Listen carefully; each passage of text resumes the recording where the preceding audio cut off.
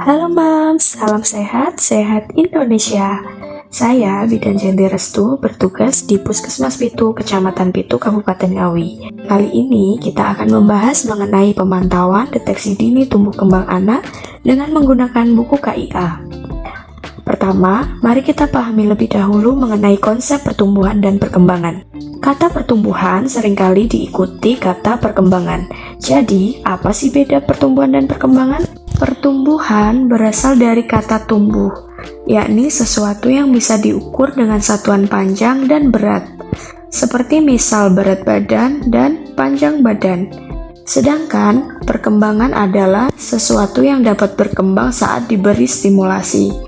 Contohnya gerak kasar, gerak halus, bicara dan bahasa, serta sosialisasi dan kemandirian. Setelah ini, mari kita menentukan apakah contoh ini termasuk dalam pertumbuhan atau perkembangan. Anak bisa berjalan,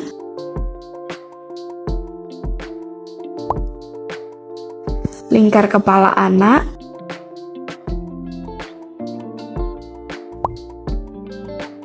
anak memanggil mama papa,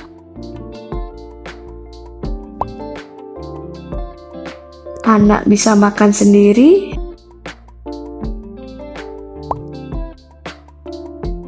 tinggi badan meningkat, melompat dengan satu kaki. Nah, sudah makin paham kan Mams tentang pertumbuhan dan perkembangan? Pasti semua orang tua ingin anaknya tumbuh cerdas dan optimal. Lalu, apa sih yang bisa mempengaruhi pertumbuhan dan perkembangan? Pertumbuhan dan perkembangan dipengaruhi yang pertama, genetik atau faktor keturunan. Faktor ini banyak berperan pada tumbuh kembang anak, seperti halnya tinggi badan, struktur tubuh, tekstur dan warna rambut, serta bakat dan kecerdasan. Faktor genetik juga dapat mempengaruhi kesehatan loh, Mam. Beberapa hal yang dapat menurun seperti alergi dan beberapa penyakit tidak menular seperti diabetes, tekanan darah tinggi, dan jantung. Tapi Moms tenang saja, faktor genetik ini tidak menurun 100% pada putra-putri Anda. Ada banyak faktor pendukung yang bisa mempengaruhi seperti pola asuh, gaya hidup, dan lingkungan sekitar. Selanjutnya, kita akan membahas tentang pola asuh. Pola asuh juga jadi salah satu faktor penting lainnya. Sebagai contoh, anak A, orang tua memberi peluang untuk mengeksplorasi diri. Dia diizinkan untuk bermain di halaman, mengenal mempelajari tentang tumbuhan dan hewan, namun tetap dalam pengawasan orang tua. Begitu pula saat berbuat kesalahan, anak diajak untuk berbicara dan berdiskusi tentang apa yang telah ia lakukan. Sedangkan untuk anak B, orang tua berharap agar anaknya patuh dan menurut pada orang tua. Ia tidak diizinkan bermain di halaman karena takut kotor dan khawatir hal tersebut dapat membahayakannya. Saat anak berbuat salah pun, orang tua langsung menegur, membentak, bahkan sampai menarik dan mencubitnya. Tentu hasilnya akan jauh berbeda, bukan?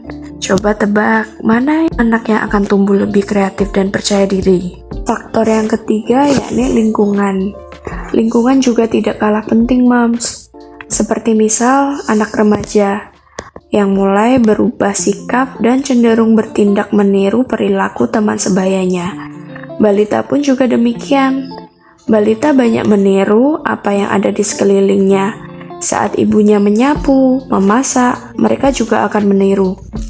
Lantas, bagaimana bila balita tumbuh di lingkungan yang banyak perokok, orang-orang yang sering berkata kasar, dan sering memukul? Tentu saja anak akan menirunya juga, bukan? Karena itu, penting bagi putra-putri kita untuk memiliki lingkungan yang positif, agar mereka juga dapat tumbuh dengan sifat sikap yang positif juga. Yang keempat, stimulasi. Stimulasi merupakan kegiatan merangsang kemampuan dasar anak agar ia tumbuh dan berkembang secara optimal. Di era modern ini, banyak ditemukan anak-anak yang terlambat bicara atau speech delay. Penyebab terbesarnya adalah karena anak terlalu sering bermain gadget atau HP.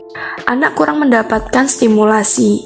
Ia jarang mendengarkan orang lain bercerita, bersosialisasi, yang akhirnya dia tidak bisa terbiasa untuk berbicara, kesulitan menangkap kosakata yang mempengaruhi kemampuan bahasa dan bicaranya. Gimana, Mams? Sangat penting sekali bukan memahami tumbuh kembang anak? Nah, selanjutnya kita akan cari tahu kapan anak harus mendapatkan stimulasi. Sekarang kita masuk ke pembahasan buku KIA ya. Mami juga bisa menyimak dengan buku KIA masing-masing. Untuk Mami yang memiliki buku KIA lama dan ingin melakukan deteksi dini dengan buku KIA yang baru, dapat mendownload di link berikut. Pada halaman 10 dan 11 terdapat tabel pelayanan SDI DTK. Dari tabel ini kita bisa ketahui kapan anak kita dideteksi dan apa saja pemeriksaan yang perlu dilakukan. Anak usia 0 sampai 2 tahun diperiksa setiap 3 bulan sekali. Sedangkan untuk anak usia 2 sampai 6 tahun diperiksa setiap 6 bulan sekali. Pada halaman 42 sampai 53 terdapat cara perawatan anak sesuai usianya. Sebagai contoh, mari kita simak buku KIA halaman 42. Pada halaman atas terdapat himbauan untuk orang tua. Kemudian terdapat macam-macam contoh stimulasi yang bisa diberikan kepada putra-putri Anda. Selain itu, terdapat tabel deteksi. Cara pengisian dituliskan tebal di atas tabel deteksi.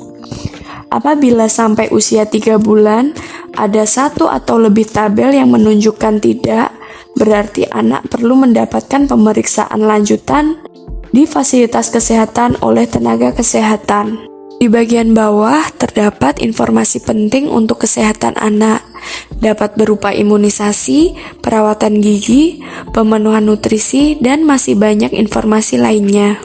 Oke, Mam, kita telah mempelajari banyak hal tentang tumbuh kembang anak dan pemanfaatan buku KIA. Ada banyak hal yang bisa kita upayakan agar anak tumbuh cerdas dan sehat. Jangan malu untuk memeriksakan putra-putri Anda kepada petugas kesehatan ya, Mams, karena mencegah selalu lebih baik daripada mengobati. Mari tetap berproses bersama dan mengoptimalkan fasilitas yang sudah ada untuk putra-putri yang sehat, cerdas, dan untuk mewujudkan Indonesia emas. See you on the next video. Bye.